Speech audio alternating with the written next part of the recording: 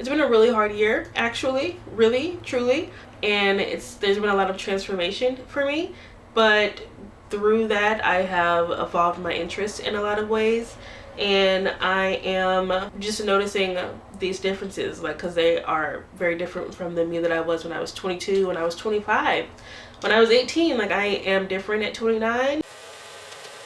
Made.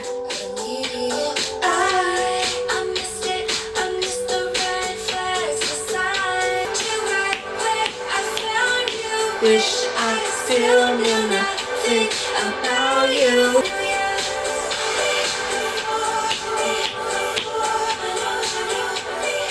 Hi friend, welcome back to my channel. Merry Christmas to me. It's Christmas that I am recording this, Christmas night, if that is not evident. I have had a really good day, and this video is actually pretty impromptu. I wrote this list about things I fell in love with in 2025, and as I was writing, I was like, I feel like I want to tell this to somebody, but it was too long to be short, or it's not long enough to be a Substack essay, so I was like, I should just record it and make it a video. So that's what I'm doing. I want to share the things I fell in love with in 2025, because I was just thinking that there are things I'm into now that I wasn't into before, and there are more of those this year than I realized as I was writing the list. And then I like to let things simmer, so things kept coming to me after I started writing it down, and then I started thinking about things I fell out of love with, or at least less in love with, and then things I'm still like, I don't have a firm stance one way or the other. It's the list I created, and I want to share it with you because I want to also have it to remember. I have as many examples as possible, and if I don't have an example, I'll put a photo on the screen, of course. So if you're new here, hi, I'm Dr. Quinn. I'm an applied mathematician and systems expert, and I talk a lot about authenticity and productivity, and I use my systems PhD to talk about the power in our choices and ways to live intentionally. So if that's something you're interested in, I would definitely stick around and subscribe. I have a lot of also community offerings if that is something you're looking for. So that's what we're getting into. If I'm going a little slow, it's because it's Christmas evening. I really wanted to record this because I was also sharing with my mom, and we even video called through Facebook. I do not use Facebook, but she was like, I tried to video you, and I'm like, how? She doesn't have an iPhone. She was like, the Facebook, and I'm like, okay, you just have to tell me this, because I love my mom. I would love to video you, but I didn't know that's what you were doing. I thought we were doing Instagram, but she don't do Instagram, so I videoed her on on Facebook, and it was really cute because we were on the phone for like a good bit of time before she said this to me. And I was sharing with her though before we got on the FaceTime. We were just sending each other pictures. That's something we do when we're on the phone. And I was showing her what I was spending my time on. I've been making my journal. That's a separate video. And I recorded that, and I was sharing her some of my spreads, particularly my what I'm quitting and what I'm starting in 2026. And some of those things are related to the things on this list.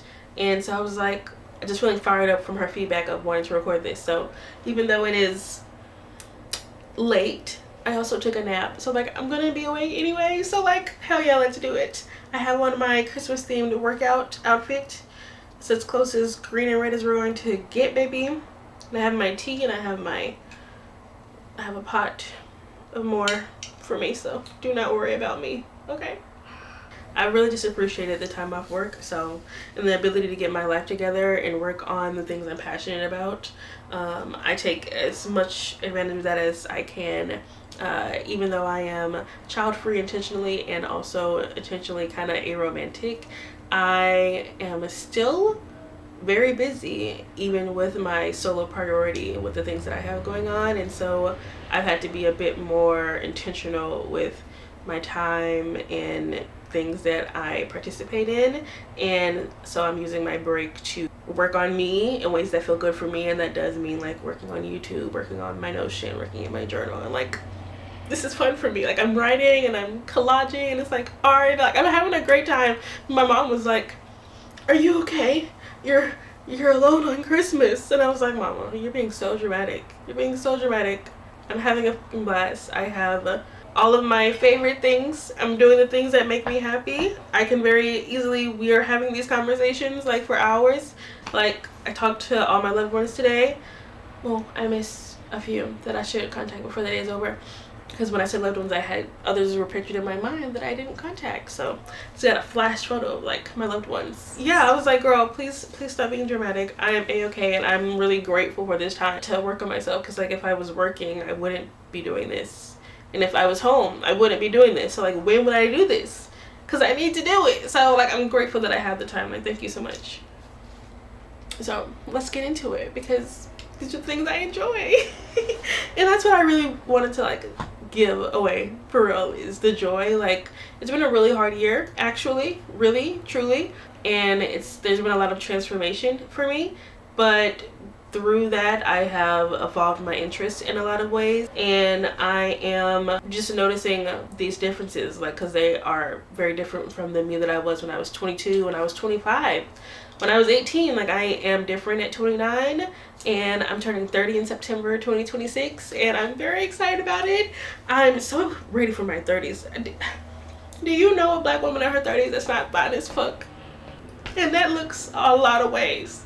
Oh my god. Oh my god. Oh my god. I'm very excited about it. Like, honestly, I'm trying to like, I want to support my 30s me so bad. I'm like, I already know who you are, girl, and I'm just trying to make sure that I'm trying to support that. Like, I'm not trying to let her down, because I know she's trying to do things, so I'm trying to do things for her. You know what I'm saying? Like, I think like that. Whatever. We're getting into a tangent. Let's just start the video. I mean, we started the video. It's a sit down. That was the purpose. I just wanted to talk. So, things I fell in love with. As I said, it's a note on my phone, so I'm just going to go through it. So, things I fell in love with in 2025. First, scrunchies. I always bought scrunchies as decor, so I have a shit ton around, but I never used them for some reason. But in 2025, I've become obsessed with them. All kinds of textured ones. This is also brown, but they're different textures. They're different textures. And I have like white and green and black, and I have never worn them as much as I have this year as accessories for my hairstyles. And I've been really obsessed with it. Like, they actually have enough stretch to be tight, but loose to not like. I do have a lot of thick hair. I've always had really thick hair, so this holds my hair in like a nice enough loose, but not too loose, you know, and not too tight. Like, they're perfect. They're really perfect, and they're cute. I'm still figuring out ways to like really use them to the fullest extent, but I fell in love with scrunchies this year, and I was like, now that I have the ones I have, I'm like, oh my god, I can't believe I haven't used these sooner. Why haven't I been using these sooner? I love these. They're so cute. Oh my goodness. Loving scrunchies. I fell in love with this year pointy-toed shoes. They just scream bad bitch to me. Guys, but I have to also insert photos of me wearing them, but like, these kind of shoes, or like when I look down on the ground, this is what I see. I'm like, this is what I'm walking, and this is what I'm looking at, and I'm just like, heels already. I'm a heels girl more than I've never been a sneaker girl, or like what were those? I had Sperry's, but like that style of shoe, I'm very more so a boot and a heel kind of. I can imagine a closet full, really truly. I already love the power of a heel, like just hearing the click clack. It just gives boss bitch energy. I love heels. I've always loved heels. And then the pointy toe, like, I used to not care about. I actually used to think they were like for older people. I don't know what I thought about them before, but I was not checking for them. But now when I go looking for shoes, they need to be pointy. The fuck? Like, I don't want those round ones. I kind of like the kind of knuckle looking. I don't know the names, but like, I now care about this in a way I did not before. So like, these maroon ones I love, and I wear these out. I wear these ones like every fucking day. Like, every fucking day. I love these shoes. I'm going to keep buying pointy-toe shoes in 2026, like a lot more, actually. Yeah. This is something I fell in love with that I kind of didn't get before, but I really get now.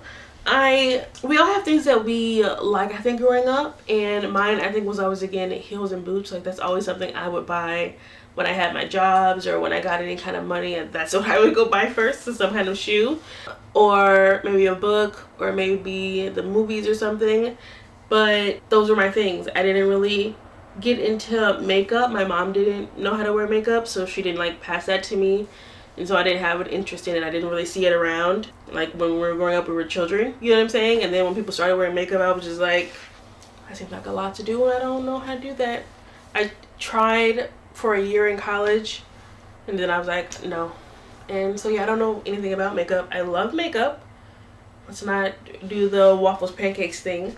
I just never took the time to learn the skill. Chelsea one year, dead ass, like she wanted to do her own wedding makeup. So I watched, she went through the process of like looking like shit to like looking fucking amazing in a year, and like she would record the process and it was so cool to see. So like everything is a skill, and that's what I'm trying to say. Like makeup is a skill, like that's some shit you learn through practice, and I was not willing to put in the time, so I don't know that. And so I was not into these like as feminine things as I could have been, even though I've always been very femme. So this is what I didn't get. I wasn't very into purses. I always had a hella shit in my pockets, and I remember once my bio dad would say to me when I was around him, like he would kind of be like, why do you have all this shit in your pockets? Basically he was like, you're a girl, why don't you have a purse? I was like, I don't need a purse, I got pockets. Like that was my attitude for some reason. But then once I got into purses, I'm a big purse bitch. Okay, I'm a big purse bitch. Like my mom is always like, you always got these suitcases, and I'm like, yes I do, and I have everything you need in this bitch and everything I need too. Like what? I've always been a big purse person. I'm bringing everything. What? I might need all of this. I do a lot. And things like the one, so I kind of always have liked purses in that way, but I wasn't a collect purses. I was just like, you got one purse, why do you need more than one? I get it now. I know why you need more than one. There are reasons. They serve different purposes. They serve different looks. They make you feel different. They have different features. Like, yo. And because of that, now I like purses of different sizes and shapes. Was never checking for that before. Never ever. Like, hold on. I was always strictly a crossbody, super tiny, or a really big bag. Nothing else. Only two options. Now look at me. I showed this in a recent video when I wore with an outfit. Look at this purse. Oh, I'm not into purses in like the I don't know, designer way. I don't give a fuck about that. Like the purpose is not to flex the brand, it's the fact that it's so fucking cute. It's so cute and it holds things. That's what's important to me. Is that, I don't know if that what that means, but like, yeah, I love this. I would have never bought this 2 years ago or like 5 years ago. I would have never bought this. I would have been like, why? I know why now, okay? Oh, this one I love, and it is also sentimental. I went out of the country for the very first time ever in my life. I got a passport this year because I went to a math conference. Math has taken me so many places. And so it took me to SMB, which was in Canada this year. And I went on, was that Thursday night? With some of my VCU family who I hadn't seen in a minute, and I really needed that reconnection. And we went to the mall, and it was really funny and really fun, and we got food. But before that, we were like shopping around. And so I got this in Canada, so it's like my souvenir and like my go-to bag. I love this color. It's a big purse. It's gorgeous, and you can dead ass like this is how it was in the store, sitting on the shelf, kind of like this. And I was like, she eats, and you can like tie the things and move them around to like keep it as scrunched as you want it to look all the time. And it came with like fancy wipes to keep it in good condition, whatever the fuck. Okay, bitch, sure. I love this. Like, what? Would not have spent that much money on a purse before. No. Now I wear it like, again, almost every day. I haven't even used this one. The tag is still on it, so let me take it off before I show it to you. LMAO. It's only because I haven't had any free time. When I can actually like go places where I need to have a purse, this is going to eat. Like a fashionable purse. And so like those are functional. No, this is functional. It's more for the way it looks than for what it does for me, because it's of the size. Like, this is what I mean about small purses. I would have never bought a small purse ever at all. ever at all. Like I said, either the super tiny or the big super big. But now I get it. I have several this size, and this is my current most favorite because of the super cute clasp. Like, are you kidding? Are you joking with me? This is adorable. I love this. And it can do across the body. It can be side, and it is spacious. Like, it is very spacious. Ugh, I'm obsessed with that. I'm obsessed with that. Like, guys, please. So I'm converted. I understand why people now have like hella purses. Before I was like I said, a few is cool. I have a whole wall now. I switch purses with my outfits now. Bitch, what does that mean? Is this video me buying into consumerism? In some ways, probably, but there are things on here that are not materials, so there's also that. I understand. So I just want to take a moment to recognize that, and I want to share nonetheless. Okay. Oh, look at that. The next thing that's on the list, something I fell in love with this year, waking up early. I used to not get this. I really used to not get this. My dad used to like wake up at 4 in the morning and shit, and I used to be like, is there something wrong with this man? Like, he must be fighting demons. Like, something must be going on with him. Girl, no. He just wanted to have some time to himself before he had to take care of his family. Probably. You know, and like the way that we all have things we have to do because we are beholden to by capitalism that we are forced to participate in, there are ways that we have to not do that so that we don't feel like that is all we do. And that's what I was feeling like. And there's only so many things in our control, and my mornings are in my control, my nights are in my control. So that's like, out of the 24, 8 are taken away from me. That's like 16 hours that I get to like figure out, did I do that math right? Yes, I did. That's as much that I really have control over. But like 16 hours, I can really fuck around with that. Okay. Like, I can play with that. And that's what I've been recognizing this year. And waking up early, I just did a week of mornings. I did a week of evenings.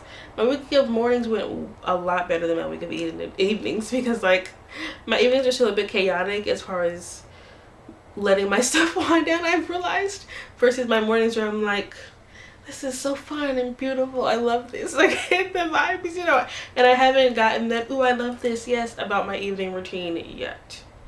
So that is actually my 2026 mission. So yeah, but that's something I fell in love with. I fell in love with the waking up early, so because of that I'm now committed to figuring out the night part so that I can keep waking up early. I don't want that taken away from me. I love it. I love it. I even got a fake hatch. I don't have a real hatch. No, I got one of those ones you just get on the internet, and it works beautifully. I get why people like that shit. I love it. I actually have several alarms in several rooms, but the first one I'm woken up by is this one, and then the others. So I have to leave my room to like actually get up. So waking up early is favorite. I have the limits on my screen time, so while my camera was calming down, it overheated for a moment. I have a light on it, and I was doing my little social scroll. I ignored my limit for a second, and my friend posted a cookie on her story, and it made me remember that I have cookies in here. I was like, oh, what else could I eat tonight? I don't know. I'm still feeling like it's Christmas and I don't give a fuck, so what can I eat? I have cookies. So when I finish this cup and I want to fill this up, I'm gonna go get a cookie. So we'll have the intermission. But let's get to the next thing on the list, because I don't know how long I've been talking, but we know I'm a yapper. So I hope you saw the link of this video probably and tucked yourself in. Okay. The next thing on the list is health data. I've become obsessed with health data in a healthy way, I think. In a professional sense, I'm actually now developing a whole, I just published my essay on mathematical productivity, something I'm going to trademark and one day write a book on, using data from myself and my communities with their permission, obviously, when I get to a place where I will actually start like being serious about that in the future. Right now I am just like, it's strategy structured vibes, but it's not strategy structured collection, it's just vibes. So we're just building right now, and then later I can like, okay, this is worth noting down, we'll start having forms and blah blah blah blah. But like, I'm thinking in that way, and so I'm only thinking that way because of how well I've tracked my data, and I've learned so much. I'm recording videos on that as well, doing a life audit of this year, looking at all the data I've collected, and it is a lot, and it is very informative of my personal patterns and has helped me figure out what I really need to focus on in this new year that is realistic for me and aligned with my goals and what I want for my life. And it has been amazing, and I think that if we take advantage of the data we already know is being collected about us and we use it in ways that is beneficial for us, we can make it work for us and to a benefit, and instead of being exploited by it. And also because it is insight. Anything we can be aware about ourselves is powerful. Knowledge is power. I believe that. I believe education is important, and you should not shy away from knowing about yourself. You should want to know your patterns. You should want to know what makes you happy, what makes you sad, what makes you angry, what you stand on, what you love. Like, not wanting to know those things or wanting those things to be chosen for you, I think is an indication of a lack of self-interest and perspective, or exposure perhaps is the word I'm looking for. And so I think we should embrace data. We should embrace knowing things, and that's how I've started to feel this year. Like, I've just fallen in love with it. I have my Apple Watch I've had for years. I used to have a Fitbit also. I have Excel spreadsheets for my health data, for finances, for all of those things. I now have an Oura ring I got on the Black Friday sale. Camera died mid-tangent, probably for the better. So the ring up on the tea, and I heated up me a cookie. Oh my gosh, I love this. I love it so much. So what's the next thing on the list? Things I fell in love with in 2025. Oh, I fell back in love with reading and books. I mentioned a lot in 2024 that I wasn't reading as much as I'd liked. And so I started picking up things I had tried to read before that I knew I was interested in to get me back into the habit, and that worked for me.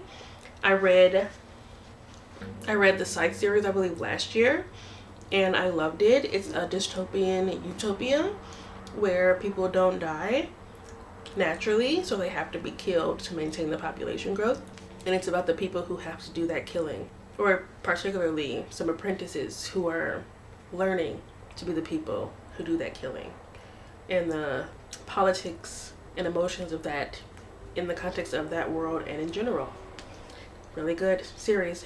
Satisfying ending for me. Ending 2024 with that. And then also reading this. This is the end of Mr. Y. I only rated this, I think, 3 stars, but it was really good up until a point. I think if I were to read this again, I would read it up until a point, because it was definitely worth it until okay for me.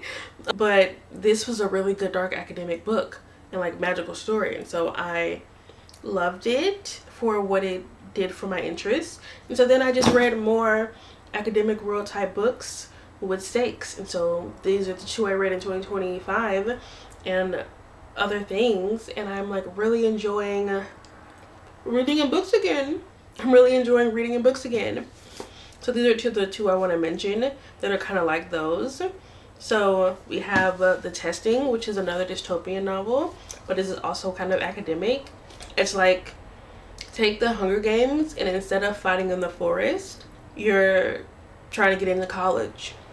And the series is about the students who are trying to do that in the different stages. So like, some people survive, some people don't. So the next book, it's the people that survive that one, then the ones that survive that. Like, to get a job, you have to get into college, you have to get through college, and you have to get through having the job. In a Hunger Games-esque dystopian utopia. Really freaking good. Really enjoyed it. So then I was like, I need another world with a school. I work at a university. I am an academic, literally, so I enjoy it the way I enjoy Grey's Anatomy and other things about women who are cool. So yeah, but I also really enjoy magic and fantasy and sci-fi, so there's that too. And so this is a magical academic setting, Ninth House. I saw a lot of people reading it and reading vlogs on here. I only watched one person's vlog who like mentioned it as like being interested in it, but I didn't know what it was about. Really enjoyed this book. Really enjoyed this book. I think I rated it 4 or 5 stars. I'll have to look in my Notion and see. I started reading the sequel. There's 3 books, I think, and I have the second one, and the second one has not gotten my attention the way this one has, so I've DNF'd it for now. I might try again at a different date, but for now, this is a standalone book. It's excellent. Love this. Loved reading again this year. So good. The next thing I fell in love with this year are body pillows. I bought a body pillow to go to bed with. It's not on the bed because it's not sexy for the background. It's in the chair behind you. But I fell in love with this pillow. Let me explain. As someone with a really big chest and a curved neck back, my issue is having the proper leverage for my head when I go to bed. Depending on, like, when I'm sick, I cannot lie flat at all. When I'm regular, I prefer to lay flat, or I'm a side sleeper. And with my chest and like the curving of my back, it has been very poor for my posture and also for my hips. I've cared a lot about my hips this year with my lifting and stuff. And so when Craig Wheezy Waiter talked about the body pillow in his video, I think in like July or something, I was sold. So like a month or 2 later, I go to bed like this. And so what I had learned and why I wanted to get it is because when I was having those back problems from lifting, what I was told to do was to put a pillow underneath my knees, or like lay flat with it underneath my knees to help my hips and my back, or to lay sideways and have a pillow between my knees on my side. And this takes care of both of those in one. Amazing. The next thing on the list of what I fell in love with this year are tube tops. I'm wearing one right now.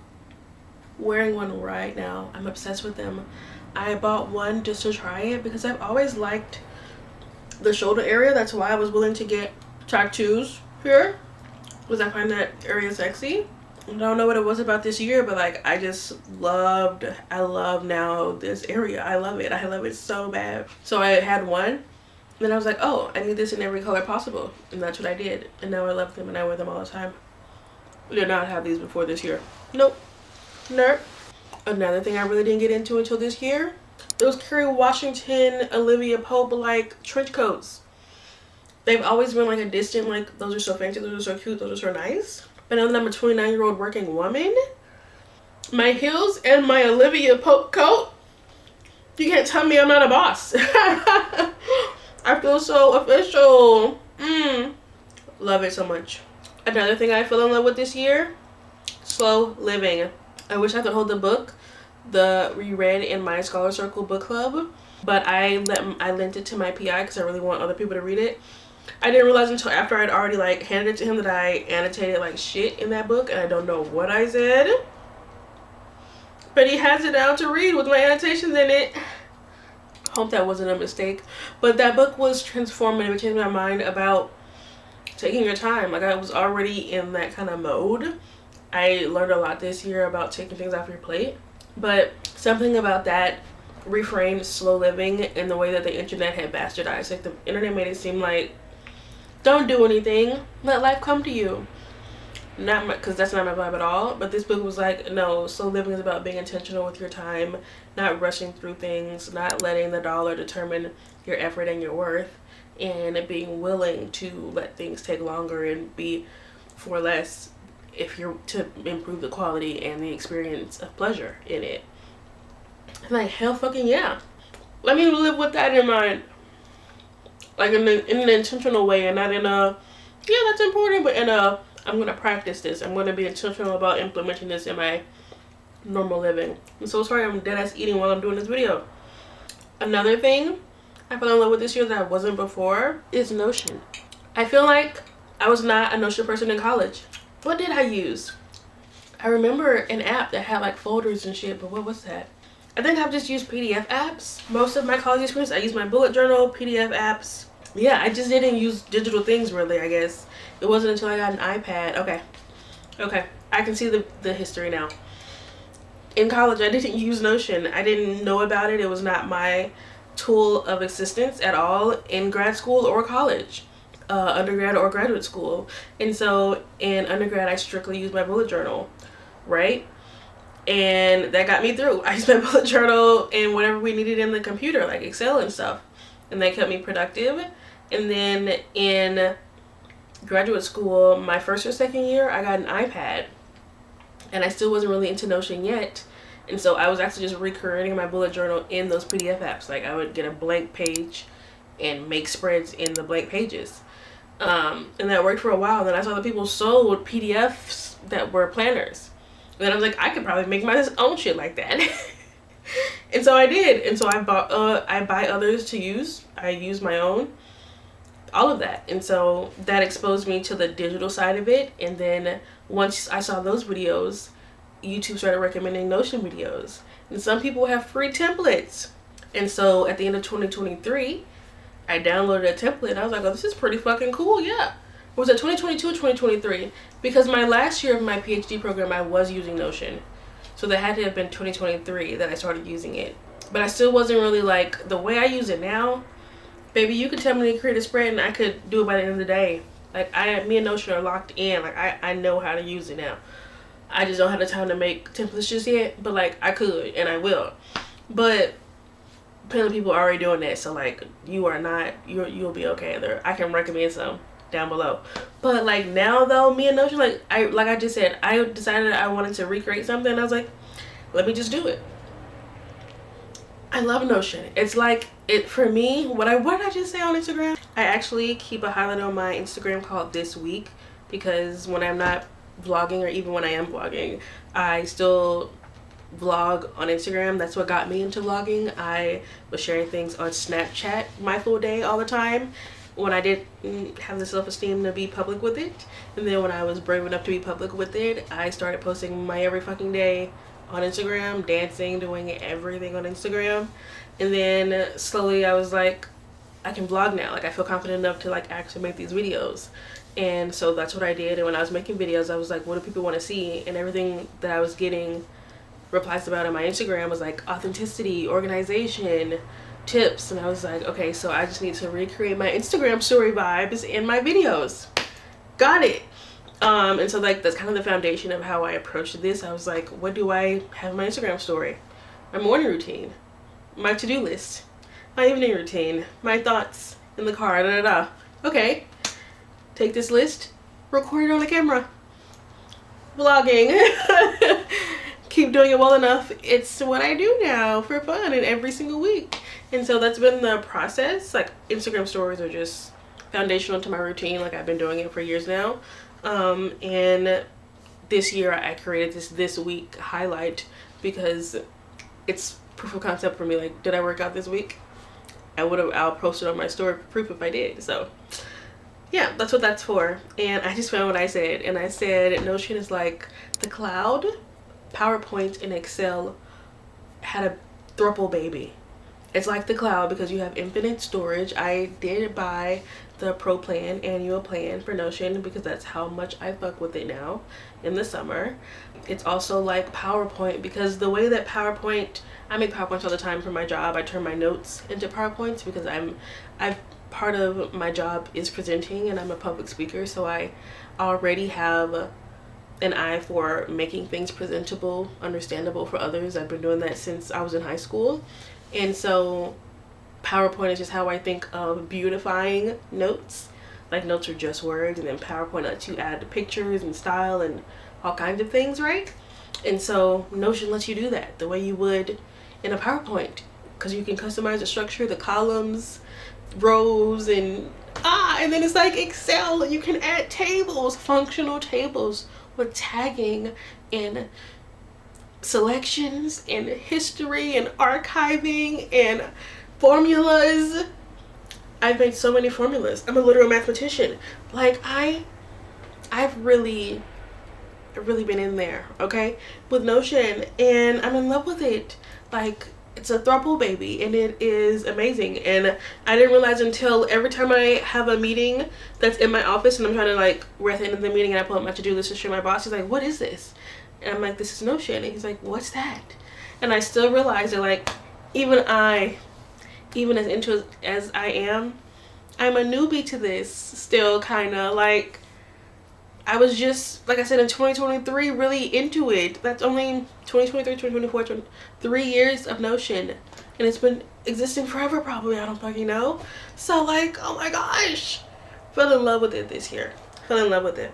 This video is going to be longer than I thought it would be. Oops.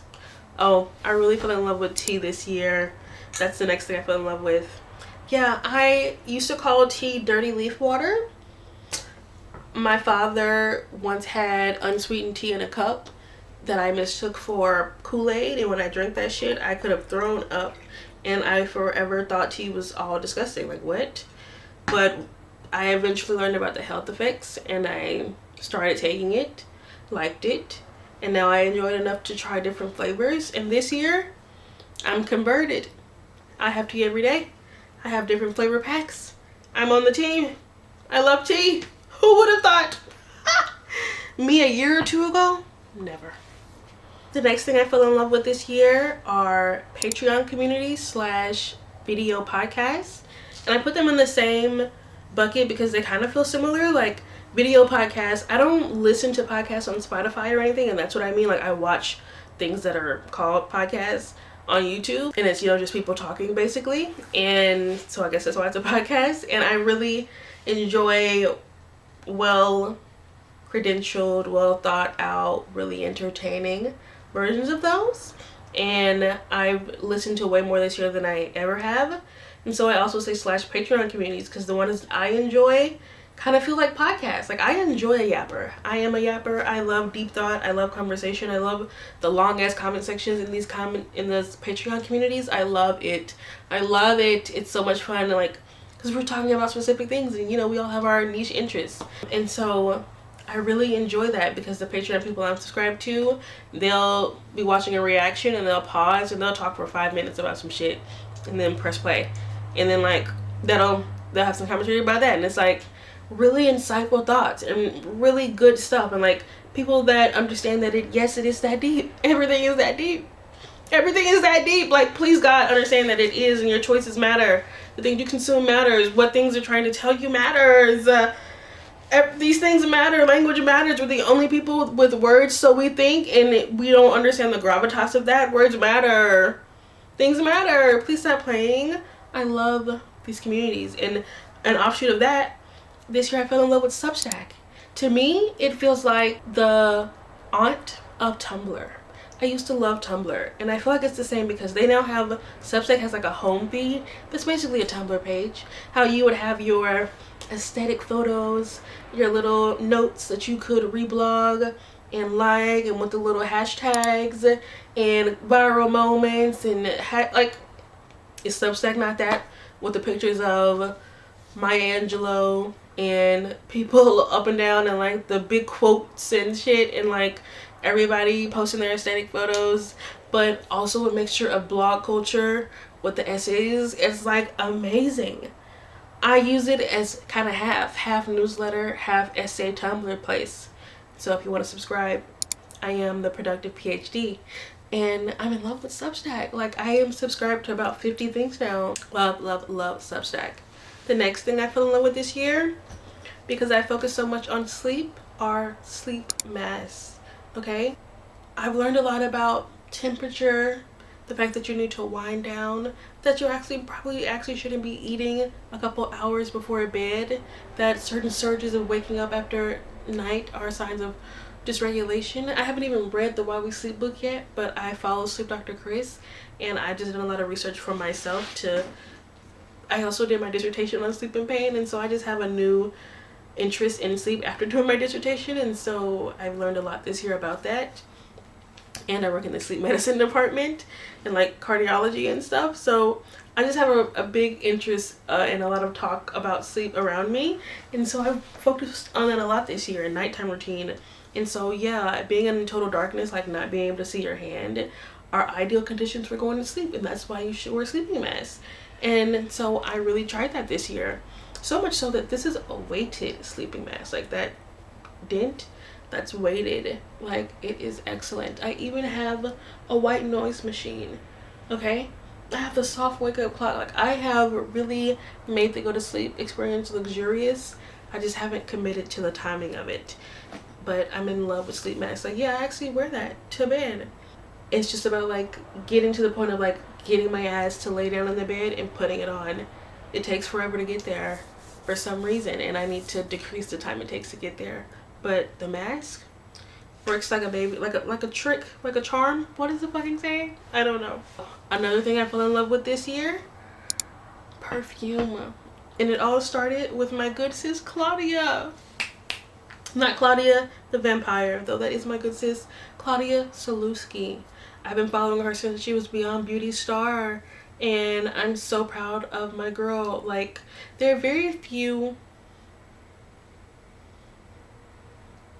women who can maintain their authenticity as that, and the ones that do and just shine as themselves, I love them. Like, yes, that's amazing. Like, please, like, I hate that that's the bar, the floor, but that's where it is. And she's always been just so amazing and hardworking and kind from afar, and I've admired that. And her business ideas have been so cool, and I absolutely love Cycler. I have her perfumes. I mean, her perfume oils. I originally just bought them to support her, you know, because like I said, I fuck with her. Like, I fuck with a lot of YouTubers, and I buy their books and I buy their things. Like, I just do believe in showing support. And so when she said she had some shit, I bought the lotion and soap first. Then these came out and I bought some. And can you see how low this is? And this is my re-up of it. This is like me getting low on it for my second time buying this. Like, I love these, and it really made me start thinking for real about smelling good. Like, I had never thought about, like, we always have to wear deodorant to smell decent, like that's just like the floor, but smelling good, this was my first time being like, oh, I'm enjoying smelling myself. Like, wait a second, this is so pleasant. And then, like, for sexual reasons, putting it like in certain places, so when they hug you or are doing things, they can smell it. Also, hot. Then I was like, oh, so you should, perfumes are probably lit. Never occurred to me until this year, just being honest. And now I love it. Now I get that as well. I don't, again, I'm not in a place where I need to buy a shit ton. I also don't make that kind of money, and even if you do, you probably shouldn't. But I now get why people do, you know, because that's just such a so much to get into. We're down to the last two things that I fell in love with this year, and the first one is daily spreads in my bullet journal. Y'all, as I said, I've been bullet journaling for 8 to 10 years. I don't know which number is the most accurate. I think it's 10, but I'm gonna be 8, say 8 to stay safe. But I've always been a weeklies girl. Like, I think of my life in weeks more than I think of it as months. And so I always just do weeklies where you can see all 7 days in a row. And that is still important to me. Even in doing dailies now, I have a weekly overview page, because that's just, I need to see that. But I now understand the benefit of being detailed in a day. Like, having so much knowledge, y'all. I've done 2 different daily styles this year. So this is my 2025 bullet journal. I just did a video on my 2026 setup. And so, when did I try those first dailies? Was that February? Yes. So I first tried these dailies in February because I really care about time management. I really cared about time management in 2025, and that's still a focus going forward, but I feel a lot better about it than I did then, and that's why I wanted to get this much detail in a day. But it didn't stick. Like, this lasted for 2 days, and this style of so much space for the time was just not realistic with all I wanted to capture. And so when I found this other spread that really worked for me, when did I start using these? I think it was December. Are they all in? There should be some November ones, right? Yeah. I really love this style of daily, and as long as I commit the time to it, I think I can do this every day of 2026. Like, I started the same way that I would do a weekly at the top of the week. I can set these up at the top of the week, and then I have it every day to fill out. And I get my time tracked still, but much more conservative on the page instead of the whole fucking thing. I get my meals, when I went to sleep, my to-dos, my mood, my thoughts, my events. Oh my gosh. And then 2 in 1 page. Yo. Revolutionary. Gives me something to look forward to. It's cute. The different colors are fun, and they're actually information. And if I were to encode it, I could encode this into an Excel sheet and look at it from the setup. I love dailies. I love dailies now. So I will still probably have weeklies because that's just life. But as long as I can, I will be doing dailies in 2026. Who would have thought that I would see the day? I used to be like, for what? Now I know why. The last thing on my things I fell in love with in 2025 list is actually wearing my locks straight. I trimmed them when I moved to Florida last year, just out of impulse desire. It was so hot and they were getting so long, and I just wasn't ready for that then, so I trimmed them. And I also really wanted to trim my ends. My ends used to cave in like a triangle to like very thin. My ends weren't as thick and blunt as they are now, and so I cut off all my very tiny roots. I started from twists, and that has rounded out my ends, and I love my ends a lot more now. I feel like my locks have a uniformity to them that didn't exist before, because it would go tinier, like shrink in, and now it's just like all the same around, and I love them. And now they're even longer, and I don't know, I'm so much more willing to wear them straight now than I was any year before this. You would never see my hair straight. My hair has always been curled, and I still love curls. I will always curl my hair, but I am okay with wearing it down. I just feel like before there was this kind of need to not have them straight. Like I just really didn't like how it looked on me for some reason. But something about them being long now, where I'm like, this eats. What are you talking about? Like this is great. This is amazing. I can do all kinds of things with this. Like the length is a different thing to enjoy. Like I enjoy the length, but that's not what I'm saying. I'm talking about wearing it straight, like this, in a ponytail, or in braids, or in 2, or half up, half down, or different sides, and a thing with like putting some in the front, and I can put some behind. Like, first of all, just locks are amazing, and them straight, I see it now. There are certain lock pages where people would have their hair straight all the time, and I'll just be like, I would not understand, and now I understand. Like this is fine. I was actually I debated before this. I did debate if I was going to retwist my front row. I only did the front row for you. I did not retwist all of it. I still need to wash my hair. But I was like, do I want to go ahead and like do the whole shebang and like curl it and everything? Or do I just want to, do some edge control, my version of edge control for the video? And I decided to just do edge control because, like, what's wrong with my hair straight? What's wrong with my hair straight? Nothing. It's gorgeous. It's beautiful. Who would have thought? I'm telling you, there came a point where when I started to even just, my hair was like probably this long, very straight, the people would reply to my story being like, I didn't even notice you. Like, you look so different. We never see you with your hair straight. Like, it was that much of a shock because I never, when I retwist my hair, I would retwist it into 2-strand twists. And so it would be twists and then curls. Twist and then curls. Twist and then curls. And then other curls. Never straight. I really want to do like a signature style to redo every month.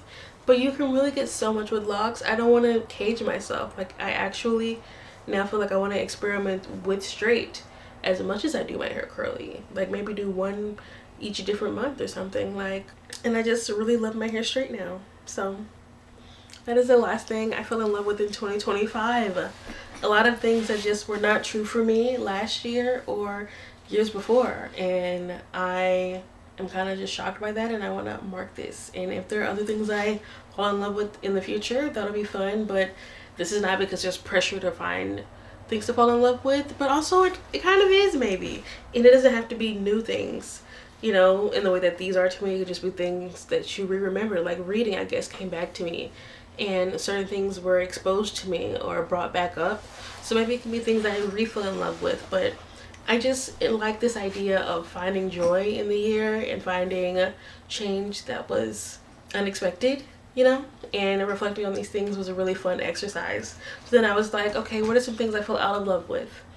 I'm gonna just show these quickly because I care more about the love than the unlove. But some things I fell out of love with: I don't time block as much as I used to. Maybe I still should, but I don't love it as much as I was. Like for a solid 3-4 months, I was obsessed. And then it was like, I kind of know what I'm doing now. And so that's kind of where I'm at, but maybe I should be time blocking because sometimes it can get off the rails. So I'm not throwing it away. So it's not like out. This is an in and out video. It's just like I'm not as in love with it. I'm also not as in love with treadmill walking. I used to be like, yeah, just do the treadmill real quick and then you're done. But now I'm like, I need to be outside.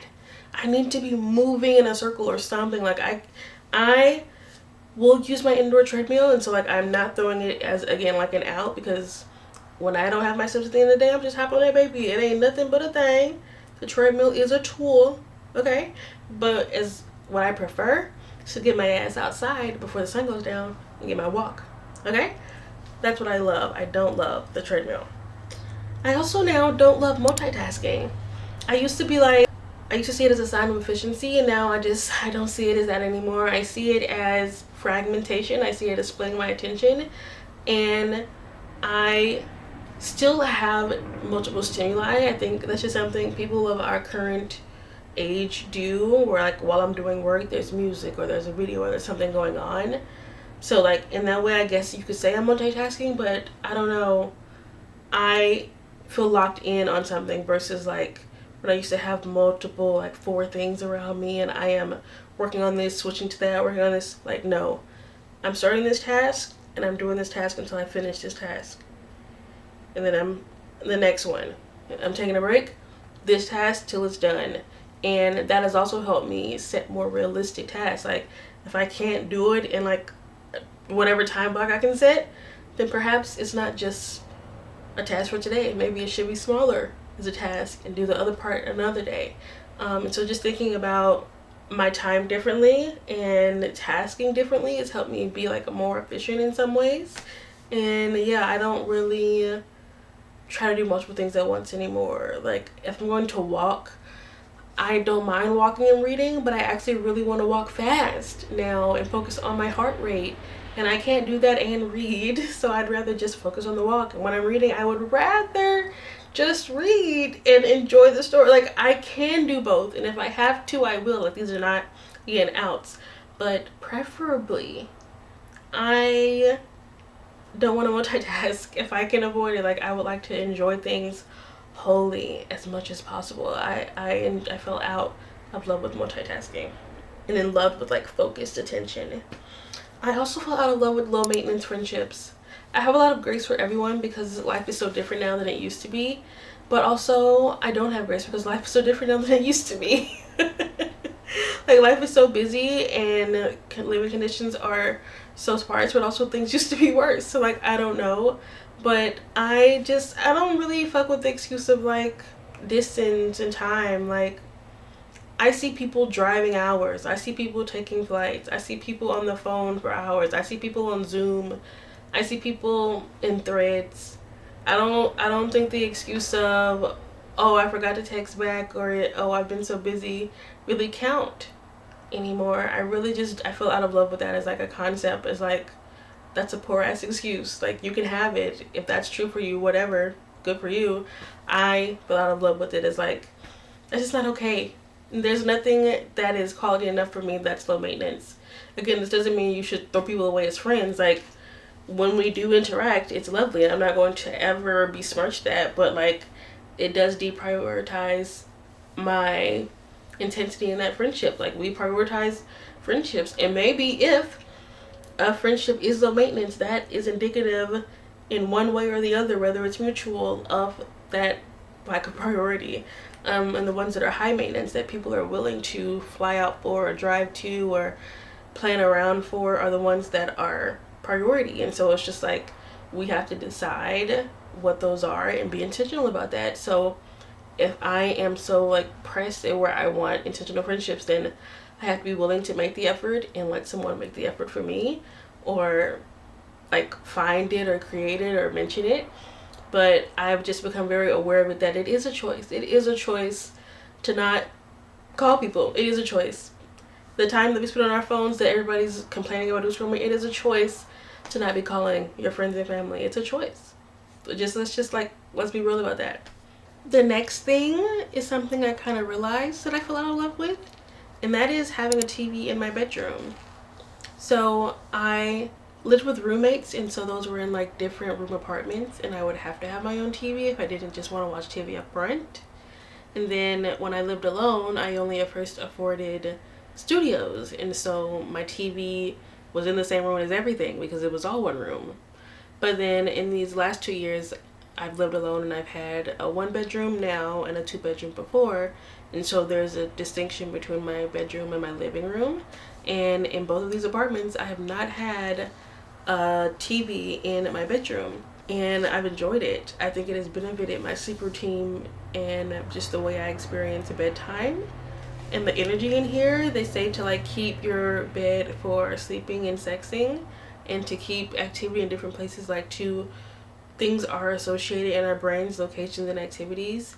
Even your phone, like when you go certain places, it'll suggest certain apps at certain times. Like a lot of things is pattern recognition. And so by not having TV in here, I kind of make a TV like outside the bedroom. When I'm in my bedroom, I have books where I would have a TV to make me think about reading. I did that on purpose. I was like, what should I put there? And I was like, let me put all the books I want to read. I have not read the books that are up here, but I put them up here because this is what I want to think about when I'm in my bedroom. Books, reading, rest, enjoyment, pleasure. So the things in here are things that make me think of that immediately and that I have immediate access to. Like, I still love TV and watch TV. I just don't do it in my room. Also, I really don't fuck with texting like at all anymore. I understand it as a concept, but if I am texting, it is because I cannot talk. The people that I have relationships with, we don't text each other. We will send each other videos through text instead of texting, or send voice notes, or FaceTime, or Snapchat video, or whatever the fuck. We do not text. You need to call me or FaceTime me. Please don't text me. And if you're texting me and sending me links and shit, don't expect me to look at it. I don't text for real. I don't know when I became that person, but that is who I am now. I'm so video forward, recording forward. Like, I'm writing a lot more now physically and online, so I'm not discounting the value of word itself. I just mean texting. It's just so, there's a lack of urgency with texting that bothers my spirit. Where it's just like, I could ask you this right now and get an answer right now versus waiting for whenever you're available. If you don't answer, you will call me back and you'll be available immediately. I could just wait for that moment instead of like waiting for the text. I don't know. I would prefer to wait for you to call me back than to wait for you to reply to my text. That's just kind of where I'm at with that. And those are all the things I fell out of love with this year. So that's everything, I think. I'm just looking at the things around me that I fell in love with. It's probably crazy how much I have changed position in this video because I've just been so, I don't know, authentically talking to you right now because it's like damn near midnight and I'm just chatting with you. But I wanted to record this video because I enjoyed making my ins and outs video last year. I enjoyed making the list, and when I reflected on it this year when I was going through my flip through, a lot of it came true for me. Like, the things I wanted to get into, I did, and the things I didn't want to do, I have done less or quit entirely. So I just wanted to put out there again what I'm enjoying, what I'm not, and what I want to take into this new year, so that when the time comes I can reflect on how I really did and if I'm still in love with it and if there are new things. And it's just, I love the insight we get to collect on ourselves, and I find it fun and a privilege. Like, we've never had this much tech before and the ability to capture these moments, and why the not? Like, come on. So I'm going to stop talking now and actually try to go to bed. I finished 2 cookies. Okay, and I have this much tea left, and I only have 3,000 steps, but it is Christmas night, and I'm grateful for life and for family and for you, and I am just so excited and grateful to be heading into this new year with you. So hope I see you in my next video. Bye, friend.